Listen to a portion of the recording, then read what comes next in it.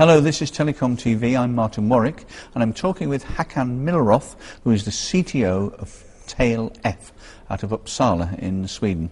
Hakan, welcome. We're going to be talking about SDN and NFV. Why suddenly are they both so all-fired important?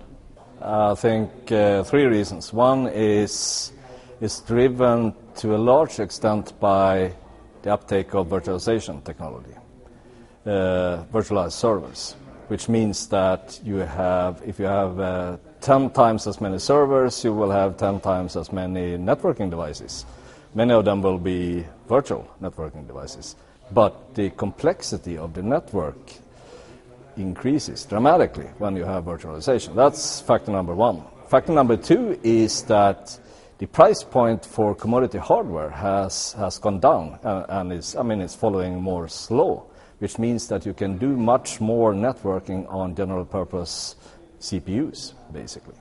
So that's factor number two. Factor number three is that there were some groundbreaking research done at Stanford and Berkeley in 5-6 years ago that sort of opened up for a technology shift, and that coincided with these two other trends, right? So that those three trends together made that happen. And what will the impact of SDN and NFV be on, for example, manufacturers, the industry in general, telcos, service providers, etc.? Well, everything is driven by the end customers here, being the service providers and the network operators in general. And with the complexity of networking going through the roof, basically driven by virtualization, they need to drastically automate their operations. And that's the main driver here. Where it used to be enough to have 2 hardware-based firewalls, now you have 40 virtual firewalls, and you just can't cope with that with the same operational procedures and the same personnel that you had. So you need to have more automation, basically, in your operations. And what about standards? Much of the telecommunications industry is built on international standards, but there are always large areas where proprietary systems gain the upper hand. Is that going to be exactly the same this time around with SDN and NFV? I would say that at the lower layer, at the network layer, we're going to see standards becoming very, very important. Standards like OpenFlow and NetConf are the ones that are sort of getting the most traction right now. And but of course, at some higher level up in the stack, you will have proprietary lock-in from some vendor. So you won't get rid of the vendor lock-in, but it will be in a different place in the system stack. It will be higher up. What do you think SDN and NFV are going to be used for in the first instance? What we have seen from our customer base is as sort of the killer application combining SDN and NFV is service chaining of security functions.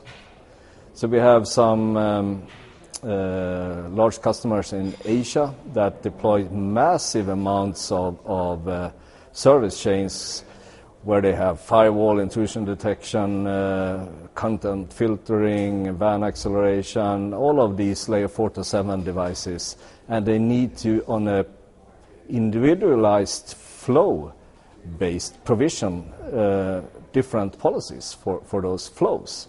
And everyone has this problem. Everyone who has a data center, even every mobile operator, they have this problem in what they call the GI interface, which is the interface out to the network. And every enterprise with a data center has it. So it's a very common problem, and it's the sweet spot in my experience for the combination of SDN and NFV. And what about the evolution of both SDN and NFV? Where's it going to end? Of course, it's going to continue developing, right? And where new technology, how it develops and how it evolves, is almost always impossible to say in advance, because there are going to be disruptive innovations along the way, right? So I think we will see a shift away from the protocol-centric early phases of SDN, where a lot of focus has been on, for example, the open flow standard, and more focus on the system aspects and the operational aspects of SDN, that more innovation and more development will be done in those areas.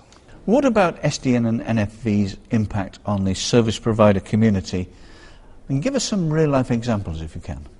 Well, one of our customers, Deutsche Telekom, are using our technology as the SDN solution in their TerraStream project, which is probably one of the most ambitious SDN projects at least in the service provider world today.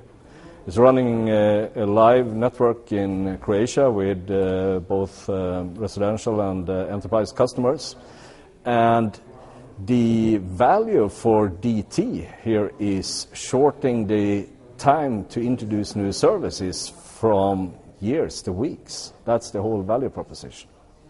And they need to, because they are competing with the over-the-top players, and they need to be competitive in terms of introducing new services with over-the-top players, for example. In your opinion, what are the most crucial issues facing SDN and NFV at the moment? What I think we will see is a more shift away from programming the network, in the sense that up to date there has been a lot of focus about programming control plane functionality. We'll see much more shift towards programming network services, VPNs, virtual networks in data centers, virtual data centers, security functions, those high-level services that network operators actually sell or provision to their end users.